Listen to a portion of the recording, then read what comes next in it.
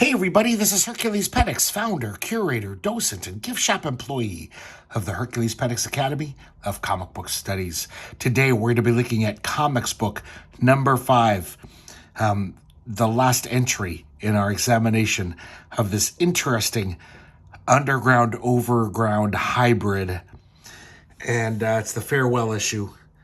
And I'm sad. I wish there was more of these. They're pretty fun. I just like the fact that these are on newsstands. Like, you could go to any 7-Eleven back in 1976 and buy one of these. Well, not the last two, because they went back to kitchen sink. But the first 3 that were distributed by Marvel, it's kind of a fascinating thing.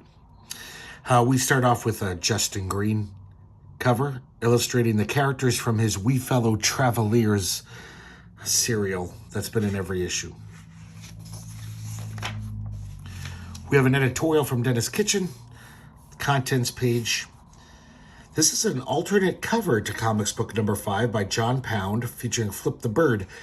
I wonder if this was a little too racy, and back when this was published by Marvel, because these last 2 issues were edited under the aegis of Marvel, but then Marvel canceled it after number 3. So they were all ready to go, these 2 issues, and that's why Kitchen Sink published them. So, pretty nice drawing there. Yeah, it's John Pound for you. He's a good drawer. Letter page. And we start off with Tom Turkey in Tom Comes Out. We see Tom. He's kind of a homophobic guy ranting about gays and stuff. And this gay guy starts flirting with him. So Tom gets all nervous and he hightails it out of there. And this prostitute comes up to him, and he basically doesn't want to hire her. He's only got $10 too.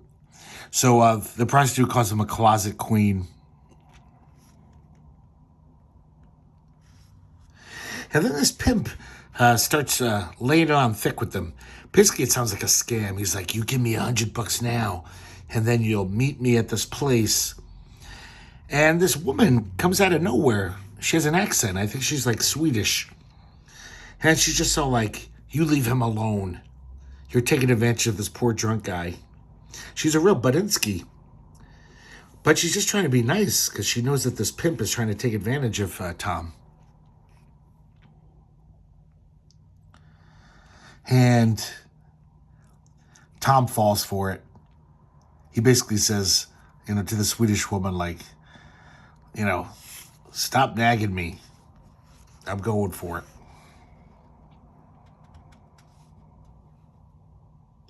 And so the next morning, he wakes up on the Swedish woman's front porch. Because I guess she had a business card he got. And he says, what happened last night? Did I get screwed? And she said, I should say so. That pimp screwed you good. And Tom thinks that she means literally. So Tom is convinced he's gay. That night he's at a bar. And he's like, I just found out I was gay this morning. And that little pretty gay guy is back. So maybe Tom will discover something this night. This is some really just choice Gary Hallgren cartooning. It's pretty perfect in that like funny comic style. So well done. So we finally get S. Clay Wilson in here. I mean, he illustrated that short story a few issues back, but they don't have to worry about Marvel anymore.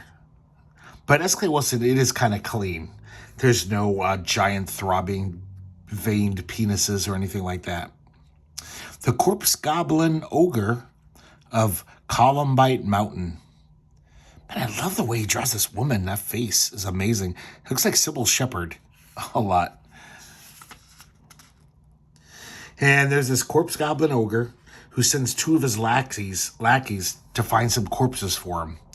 I guess there was wars in hell, but they've subsided, so there's not many corpses around. And basically everything's been picked dry. So the 2 lackeys are like, well, we got to look. It's for the boss, even though we'll probably won't find anything. Meanwhile, we see the checkered demon. He's just like drunk out of his gourd. and he falls off this cliff. And he lands and he's unconscious. These guys mistake him for a corpse. The two lackeys take him back to their ogre master, and Checker Demon wakes up and he kills the two lackeys. And then, excuse me, he punches the ogre, who dies by falling on a pickaxe. It ruptures his hump, and it releases all of the souls of the devoured. I like that image. Just a weird, odd story. I don't think there's a moral in that tale. Two Fools in Fool's Gold by Ted Richards and Willie Murphy. And we see the two fools. They found a bunch of gold. And I don't know if this is a thing they had back then, but it's like a traveling bar, traveling saloon. And they go inside, and it looks like they're blowing their money, gambling, and they're buying drinks. And they eventually get so drunk and cause such a ruckus they get kicked out. And then in the last panel, they see a traveling bordello. And so they've got their last gold nugget and they're chasing after it. Not that funny, once again, but such nice cartooning. And then we have Barefoots by Howard Cruz. Yeah, I've told you guys before, you've heard me bitch about Barefoots, not a fan. But man, this story has a panel in it that almost redeems every Barefoots page ever. So Barefoots' hippie friend, who's an artist, his name's Hadrack, he's got an artist block. And so Barefoot says, come with me. I can fix it. And so apparently Barefoots has this monster that lives under his bed named Glory. And she has amazing powers, apparently. And so Hadrack goes to talk to Glory. And whatever Glory lays on him, look at this amazing fucking panel. It's almost like he's been zapped by the spirit of creativity. This is just insane. Last night I was looking at this for like 30 minutes. I was just staring at this. Howard Cruz is such a good draftsman. He's such a good artist. Except when he draws these dumb little fuckers. So it works. The head rack is just spinning with ideas and creativity. He's like, oh, I can't wait to get back to my studio and get to work. And so he makes it home. And we see him in front of the canvas, and all of a sudden, his excitement seems to be gone, and he's like stopped dead in his tracks. So Barefoots is worried about him. So he goes to check in on Hadrack. The door's unlocked. No one's home. And it looks like he just left. Like his paints and brushes are just scattered everywhere. And this woman outside says, Hadrack, he just ran babbling about visiting his mama.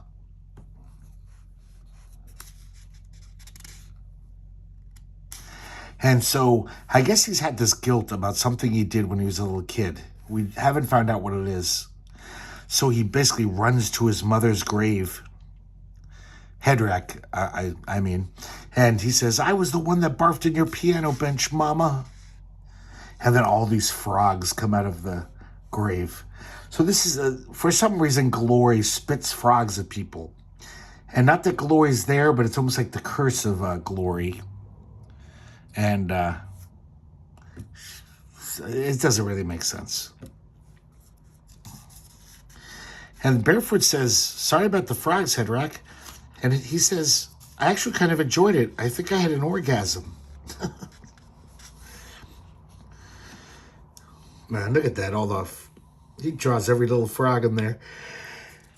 Yeah, definitely can't accuse Howard Hughes of being a slacker. This is a really good short story. It's by Will Fowler. It's called Luke. Really nice illustrations by Peter Poplaski. And basically it's about a guy who is dead for a minute. And then his wife beats on his chest. This is like back in the Old West. And it brings him back to life. So everyone in town figures, oh my God, he must have went to hell while he was dead for, 3 minutes or 2 minutes. And so what secrets has he brought back from hell? And when this guy finds out about everyone's stupid fear of him, he plays it up and starts wearing weird clothes and staring at people weird and making weird hand gestures. It's a really good story. I kind of like Will Fowler. I like the story he did like 2 issues ago, too. This is pretty nice. It's kind of a historical autobio. It's Daibubi, the grandmother. It's by Sharon Rudall, and it's her just telling the story of her grandmother's exodus from Russia. And, Sharon's grandmother, Ava, lived in Russia back in, 1887, when the pogroms were going on. So the Cossacks were just going around killing any Jew they could. They also, the Tsar would actually rile up the peasantry to distract them from their starvation. Every now and then, as a pressure valve, he'd be like, hey, go kill some, raid the Jewish village. Go kill them. And the peasants were, almost everyone in Russia was anti-Semitic, so they all loved it.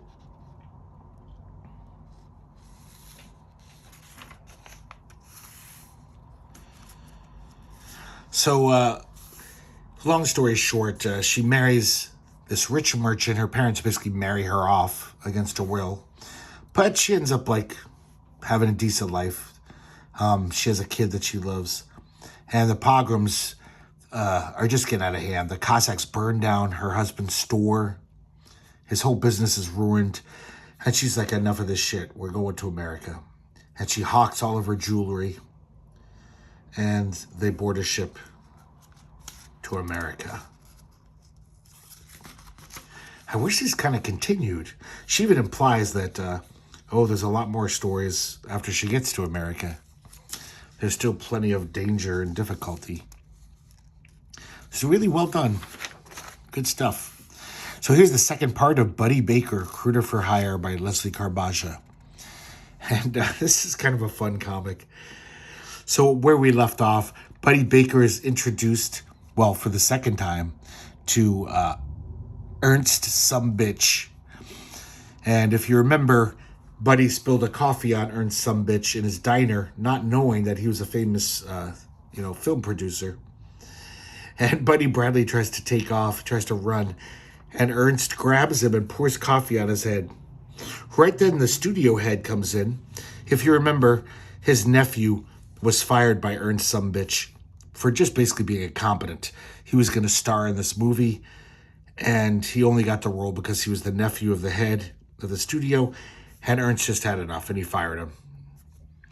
So they're having a confrontation, and when the nephew sees young Buddy, his replacement, he attacks him. He freaks out. The head of the studio is just like, for shame on you, you dumb idiot. Yeah, but he knows that his nephew's a moron. And then it turns out that Buddy and the studio head are from the same small town in Ohio. And actually, they kind of know each other. The studio head was the choir master, and Buddy Baker was the head soprano, the star boy soprano. So the director's like, oh, shit. No, I'll never get rid of this guy. He's in tight with the studio head. So the movie comes out. Buddy Baker becomes a huge star. And then for good measure, we have Buddy Baker's biscuit tortoni recipe. So odd. True stories of the workaday drama On the Job, A New Dawn in the Jungle by Skip Williamson. And this is basically just about this ad executive who loves haranguing the young ad executives. And basically just almost sounding like apocalyptic. Like there'll be a a cleansing rain one day, and all of you young types will be washed away. It's just, that's pretty much what this comic is. It's very odd. It's just him ranting. So he gets home. He gets to his house, this ad executive, and his wife is slapping their baby around. Calls him a retarded pig of a child. What have you done with my Valiums? So when the husband gets home, the wife says, oh, I put the baby in the deep freeze. He's a lot less animated that way. And the husband finds the baby and says, you can't do this. And then the wife decides to play a prank on the husband. The husband always is doing work or thinking about work. And she is like one of those housewives that's just totally bored out of her mind. So she says, I do like vexing my husband, so I'm going to play a huge joke on him. She calls up the secretary, her husband's secretary, who doesn't like her boss, and they plan a joke. And basically one day the secretary just says, your wife closed out your bank account, and Bella Abzug has seized the reins of power. He mentions Al Cap has been blown to his reward by a bomb concealed in his artificial leg. And the IRS are investigating you. And so he blows a gasket. Looks like he has a heart attack. And the wife is just like, oh, I didn't think he'd die. I'd never have renewed a subscription of the National Geographic if I knew he was going to die. So she takes over the company. And basically it looks like she starts talking like the husband. Times are changing, pal, and you will be flushed away with the rest of the sewage. And the next day at work, we see all the workers are women now. And then the wife gets hit by a car and is sent to hell, where she's tortured for all eternity. Some really fun Skip Williamson. I love the way he draws some of these characters. They're such good designs. Now we have the last chapter of Panthea. And, or Panthea? And so that weird rock band, Man Unkind, they kidnap Panthea from the house of the strong women. And they're going to kill her on stage that night. They have this thing about inferior life forms. And then Mongo shows up at the concert. Panthea is just in this cage, and everyone just thinks it's like a cool act. So nobody's alarmed. But Mongo shows up. If you remember, he's the guy who tried to sell her into slavery. But then Panthea escaped and came to San Francisco. So on stage, Man Unkind is toying with her. It's all part of the act. But then the Strong Sisters show up. And they kick the band's ass. They release a tiger. And then Panthea is free to terrorize Man Unkind. And then we see them all in their getaway van. And Mongo's along for the ride, flirting with Mother Night. And Panthea has a look of consternation on her face. But it's just so weird how, like, Mongo was going to sell her into slavery. And Panthea's just acting like, oh, bygones be bygones. You can tell that Trina wasn't used to, like, serial storytelling. This whole story is just so rushed and haphazard. This is Memoirs from the White Middle Class Kid by Joel Beck. Nice cartooning, but it's like a poem he wrote. TV and tract homes 2x2. They lived in a world too good to be true. Stuff like that. Just talking about suburbia, like all of these hippie comics love to do. Make fun of suburban tract housing. We got so much bigger shit to worry about now. Those lucky bastards. I wish that's all I had to whine about. Was the plastic, fantastic world of the bourgeois. Oh man, this story is creepy as fuck. The Hand That Rocks the Cradle by Tim Boxall. So we see this baby and this monster is looking through his window. Meanwhile, we see the father, and he's opening a can of some kind of food And this guy comes out and he shoots this arrow into his head. And then it's got a pulley, like a line connected to it. And so he pulls the can up to his forehead. Meanwhile, we keep cutting away and we see the monster getting closer to the baby. So now this guy just looks like he has a can glued to his forehead. The maid comes in and she starts licking the can. And then it looks like she's trying to deep throat it. And it blows up. It blows her brains out. Look at that. And then this other older maid comes in and she vacuums both of the bodies up. Meanwhile, back with the baby, we see that the baby is the real monster. He's got these huge teeth and he grabs the werewolf-looking creature and chows down on him. Meanwhile, back with the maid, she takes out the vacuum bag, puts it in a casserole pan, and cooks it in the oven for 45 minutes. And then serves it to this bald guy. The bald guy proceeds to take this vacuum bag and jerk off into it until he comes. And then he says, "Fine dinner, Ma." And then we see the baby with the skull of the monster next to him. Oh man, I love this crazy shit. It's weird how some of this is just so straight, the way Tim Buxell draws. Like, that looks just like commercial art, you know?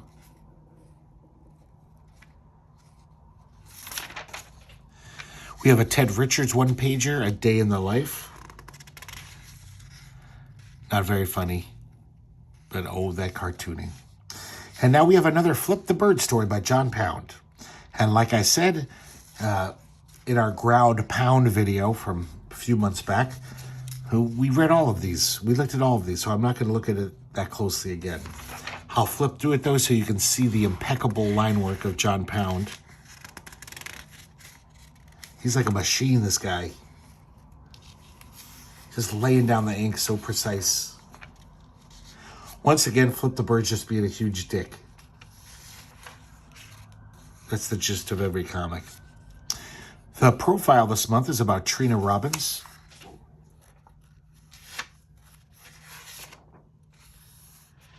And we have this one-page Bob Armstrong comic, Robert Armstrong. And it's another song. Those low-down crash pad blues. And it's pretty dumb. It's just about a guy who lives in a commune, this hippie. Him and his girlfriend. And his father comes to visit, so horrified that he has the health department shut down the communal house. I like this picture of him tripping balls. Fooling around with some Picasso shit. I really like the drawing in this, though. It's really nice, fun, cartoony, but not much of a story. Henry Hengpeck, King of the Road by Willie Murphy. This is just a very kind of old school gag. This wife has a dream.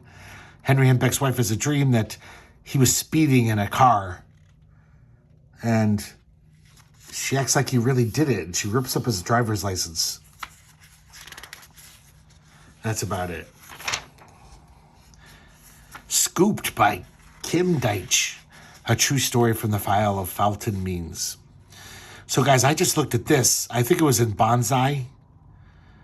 I'm pretty sure it was in Bonsai, the underground comic I looked at a few months back.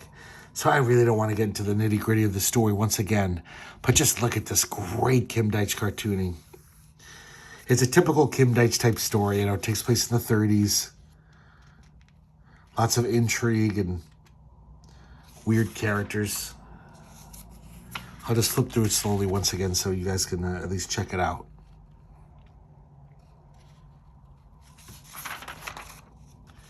And then we have another Joe Beck comic, Lefty Doomsday Babysits Little Snooks. And we see this hippie guy. He's babysitting for these like uptight Republican types. And some of this cartooning I really like. This is some good Joe Beck stuff. And basically, Lefty shoots up. So he's all wigged out. And so he starts, her bedtime story is the uncensored version of U.S. history. And he basically just totally lays down, almost like Howard Zinn stuff, you know. Just, it's really not suitable for a child.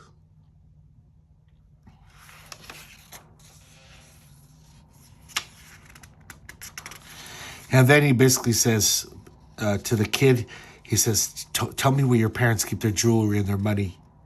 And then he knocks her out with Thorazine. When the parents come home, the little girl's in bed, but she looks like she's fucking wired to the hilt. And Lefty is absconding with all the valuables. P.S. There are absolutely no morals to this story. Now we have Take the A-Train, once again by Leslie Carbaga. And this is an autobio tale about him accidentally getting off in Harlem one night from the subway. And he gets mugged by two teenage boys. And he's still bitter about it. He says, if the muggers are reading this comic right now, please make out a check for $6 to Leslie Carbaga. Now we have the conclusion of the We Fellow Travelers. And I still don't know what the fuck's going on in this.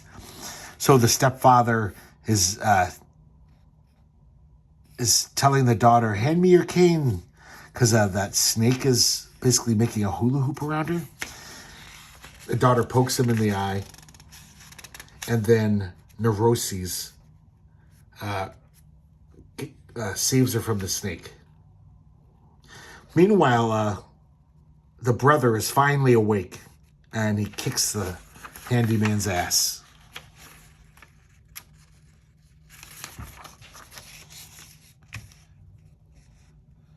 And Neurosis finishes off the snake, sends it packing, and then he gets a kiss from the blind girl. But then out in the street, we see this, I don't know who this is. He's probably from an earlier chapter, and I forgot. He throws a bomb at the Universal Saw Church, or the Saw Church of Blasphemy, or whatever it's called. And it blows up the giant cross in front. And the handyman is, he says, I'm going to turn this into some free publicity. And Neuroses scolds him. He says, you destroy everything you touch with your mockery.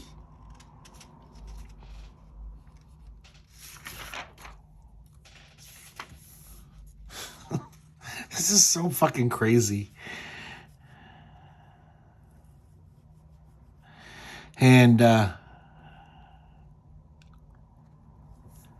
basically the police come and grab the handyman. And it looks like they're sending him to the sanatorium.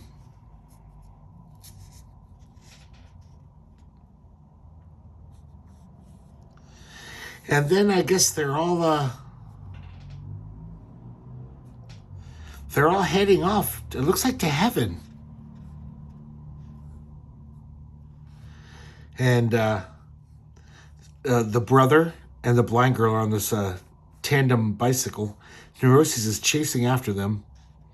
We see a George Malay moon up there with a rocket ship in its mouth. And they're basically on the road to heaven. I have no fucking clue. Your guess is as good as mine. But the journey is so great. It's so fun. But I still don't understand it. We get another Skip Williamson comic here, Higher Education. And it's pretty much, just another gag comic. Kind of, I guess kind of funny. And we have another back cover of Barefoots by Howard Cruz. And with his nice colors. But still, it's Barefoot, so unfunny. Such a waste of talent. So there we go, guys. Comics book number 5. The grand finale to our 5-part look at this interesting anthology from the mid-70s. Hope you guys enjoyed looking at these with me, and I hope to see you next time here at the Herculespetix Academy of Comic Book Studies.